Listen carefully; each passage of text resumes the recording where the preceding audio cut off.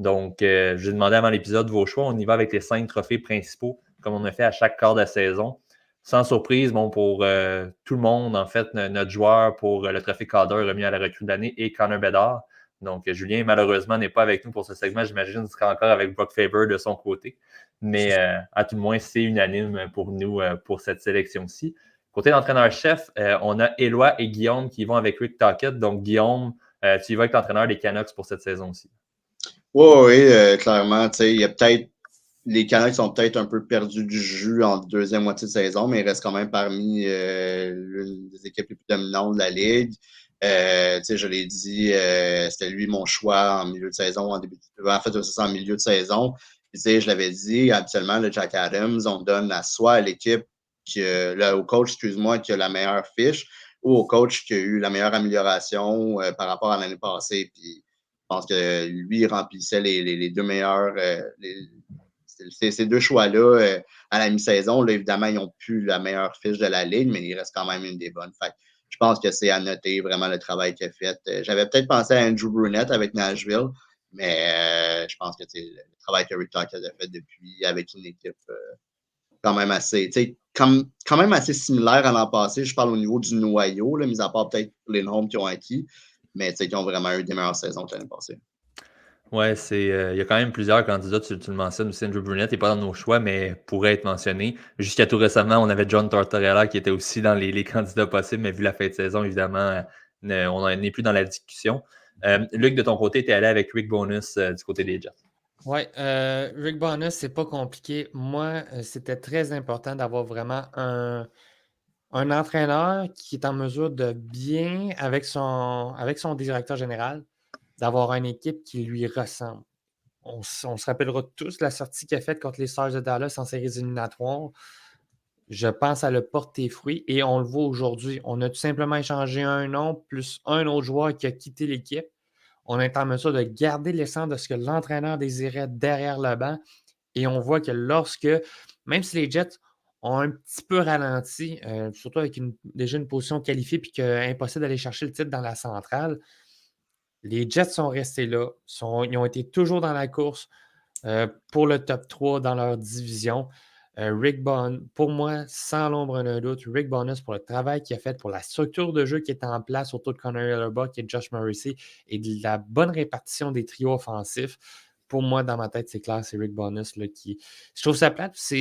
Winnipeg est comme un peu un marché, si on veut, à la Columbus, mettons, où est-ce que tu n'as pas nécessairement la grosse attention médiatique. Tu n'es pas dans un gros marché, que ce soit Edmonton, Calgary, Vancouver ou Toronto, Montréal ou les Rangers, ou un gros marché dans l'Ouest. Pour moi, je pense qu'à un moment donné, il faut qu'on prenne en considération ça, puis je maintiens Rick Bowness comme entraîneur-chef.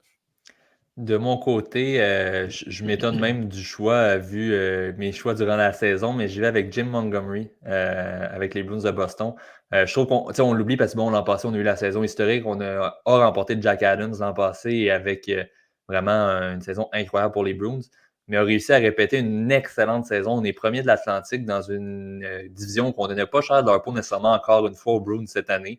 Avec les départs de Bergeron, de Krejci, on savait comme pas trop vers où on allait s'en aller. Finalement, on est encore là, on est dominant. On a eu une petite séquence plus difficile en milieu de saison.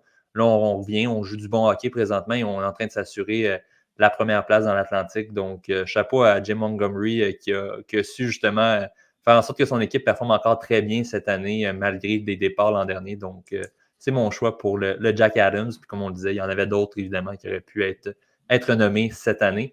Si je peux appuyer ton point, en fait, j'ai vu une statistique aujourd'hui qui disait que Krejci et Bergeron ont fait le même nombre de points que Charlie Coyle et Pavel Zacha cette année. Donc, on voit effectivement l'impact de Montgomery.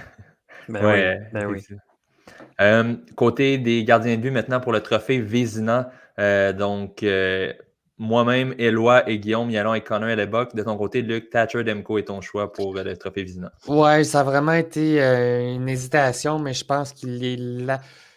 On s'entend, Thatcher Demko a des statistiques nettement plus intéressantes que l'an passé. Fait que c'est pas juste une question d'avoir une meilleure structure. Puis d'un autre côté, je ne pense pas que si on met Casey DeSmith devant le filet, on s'entend que les Canucks réussissent à se rendre là où est-ce qu'ils sont. J'ai beaucoup hésité entre Connor Hellebuck pour être bien franc, messieurs, là, parce que il a connu une meilleure saison lui aussi. Mais je vous dirais que la part d'importance dans les résultats de l'équipe sont un peu plus élevés pour Thatcher Demko, sans rien enlever à Igor Shesterkin également, qui était mon finaliste dans la liste, un de mes 3 finalistes. Mais j'ai pas le choix d'y aller avec Thatcher Demko pour vraiment. N'oubliez pas, messieurs, on est en train de se demander l'an passé si le contrat qu'on avait accordé chez les Canucks, c'était vraiment une bonne affaire. Puis force est d'admettre qu'il a très bien su se rebondir là, l'an passé. Du côté du meilleur défenseur, donc trophée Norris, je vais être franc, j'étais très étonné. Aucun d'entre nous a mis Quinn Hughes comme choix. Ce qui est quand même assez drôle parce que j'imagine que les gars qui sont pas là présentement pour le segment, un ou deux d'entre eux au moins devaient l'avoir. C'est évidemment un des choix qui est revenu tout au long de l'année. Éloi, tu y allais avec le même choix que moi, Cale Makar pour le trophée Norris. Ben, c'est ça. Puis j'ai vu de quoi il y a une couple de jours sur NHL Network là, que je voulais partager avec vous autres. Là. Euh, ils ont fait un tableau ici sans nommer les joueurs. Là. Puis ils montraient les stats. Bon, puis là, on se doute de quel côté ça s'en va là, avec mon vote. Mais tu sais, tu as les stats ici de temps de jeu en désavantage numérique, tir bloqué, passe bloqué. Puis, évidemment, là, vous aurez deviné que le joueur C, ben, c'est Cale Makar. Puis le joueur A, c'est Quinn Hughes. T'sais, donc après, ça dépend de notre définition du trophée Norris, mais je pense que de notre côté, en tout cas, si nous quatre, on n'a pas mis Quinn Hughes, ben, je pense que c'est ça. On a priorisé un petit peu plus le côté défensif. Après, souvent, malheureusement, les gens votent pour les points, mais je pense que ouais, Cale Makar, avec ces stats-là, puis c'est vraiment un joueur qui a un énorme impact là, au Colorado. Donc, ouais, pas le choix d'y aller avec lui. On t'entend pas. Ouais, on n'entend pas Nick, malheureusement. Je Le suis double de mute. retour. Qui était le joueur B dans l'équation? Ça, c'était Roman aussi. Roman aussi, ben, c'est le choix de Guillaume également, et Guillaume devient le meilleur ami de Luc maintenant avec son choix.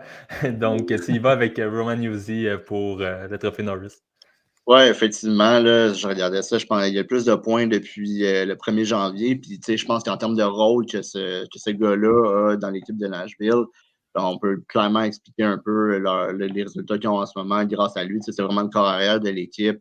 Il est deuxième dans les points derrière Philippe Forsberg. Puis, après ça, c'est Gustav Nyquist avec 65.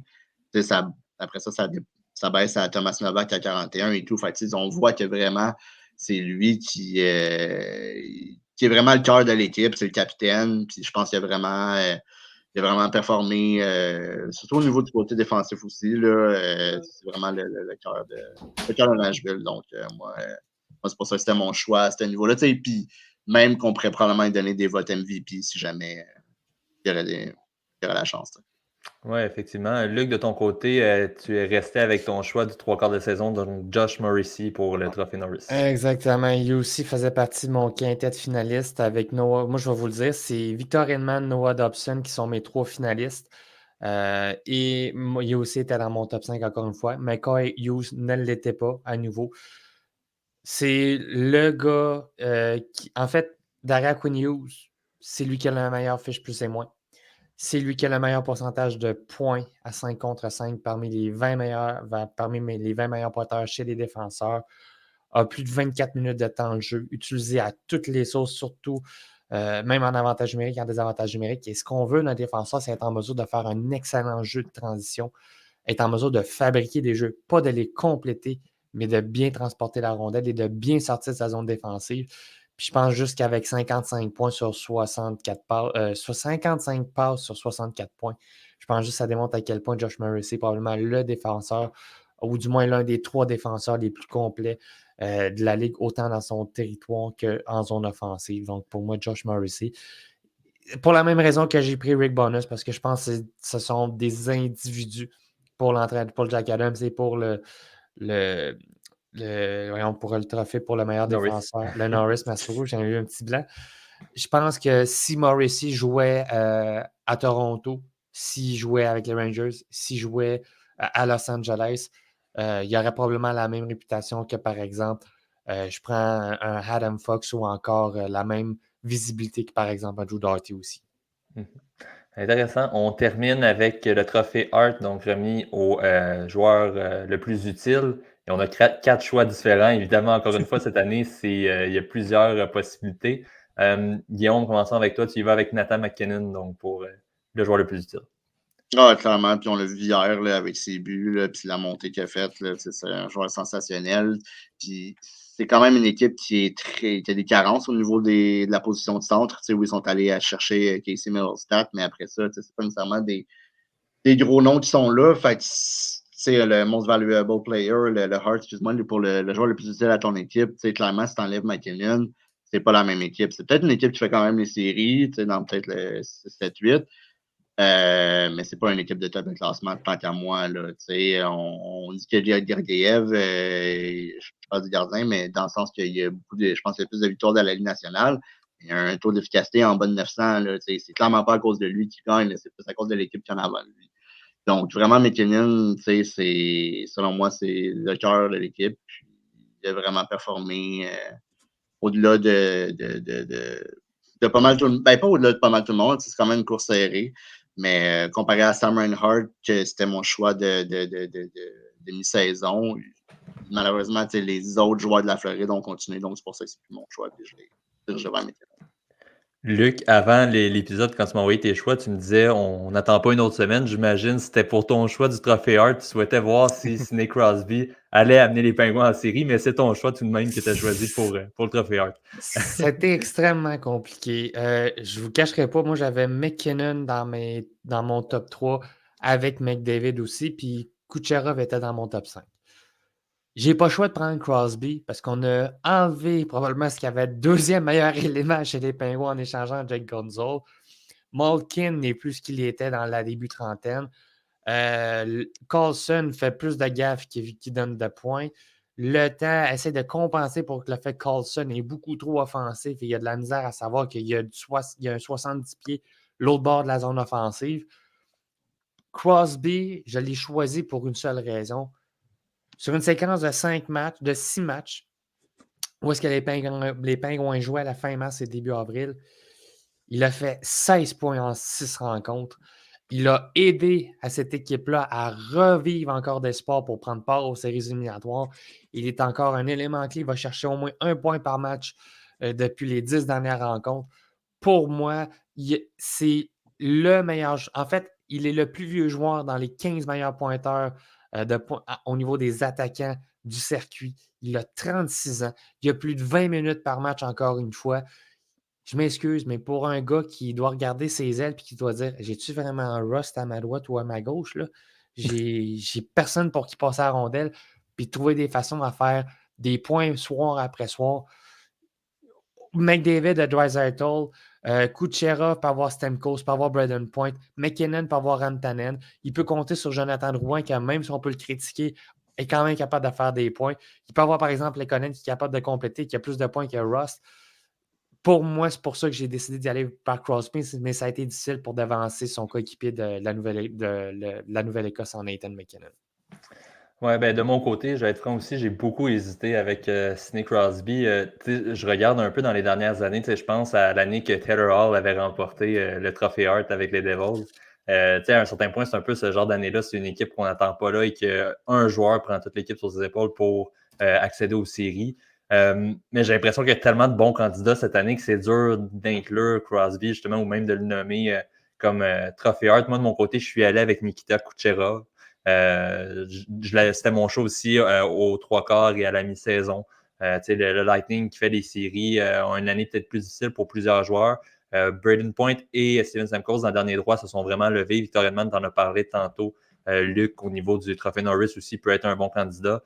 Mais tout de même, Kucherov avait une quarantaine de points d'avance sur son plus proche coéquipier, vraiment la machine offensive de ce club-là.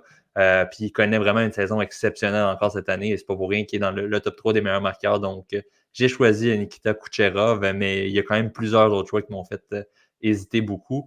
De ton côté, Éloi, tu y vas avec Connor McDavid, donc il a ramené les Oilers dans la course et dans les séries pour cette saison. Ouais, ben j'ai hésité entre lui et Yoel Armia, mais ouais, finalement.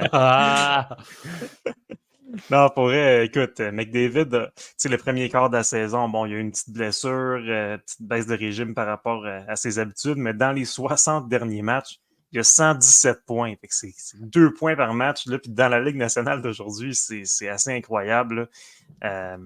Tous les points que vous avez soulevés par rapport aux joueurs importants pour leur équipe, je pense que sans McDavid, les Oilers sont nulle part. Là. Ils sont même pas proches des séries ou quoi que ce soit. Là, c'est un gars qui a vraiment pris l'équipe sur ses épaules. Il y a des matchs de 4 points, de 5 points, de 3 points. T'en veux-tu en v'là? Là, toutes les semaines, il y en a. C'est carrément ça depuis la fin du mois de novembre. Là, donc, c'est assez évident pour moi que sans lui, les Oilers sont plutôt médiocres là, quand tu regardes la défensive, le travail devant le filet, puis tout. Juste côté statistique, c'est incroyable. Mais on va voir à cette heure en série s'il peut être aussi utile que ça, mais en saison, je pense que ça a été lui le plus utile. Intéressant. Évidemment, on le sait, là, depuis la mi-saison, on regarde un peu le classement, la course pour le meilleur marqueur de la Ligue nationale. Malheureusement, Luc, on y a cru. On pensait que McDavid serait le champion marqueur. C'est pas terminé, mais avec sa blessure, il pourrait manquer quelques matchs d'ici la fin de l'année. Malheureusement, je crois que Kucherov ou McKinnon terminera avec les grands honneurs, sachant que Kucherov est rendu avec 9 points d'avance, a 3 points à chacun de ses 4 derniers matchs. C'est fou. Là. Lui aussi a pris un autre niveau récemment. Mais c'est une belle course. On l'a vu, là, beaucoup de joueurs offensifs cette année qui se sont démarqués dans la Ligue nationale de hockey.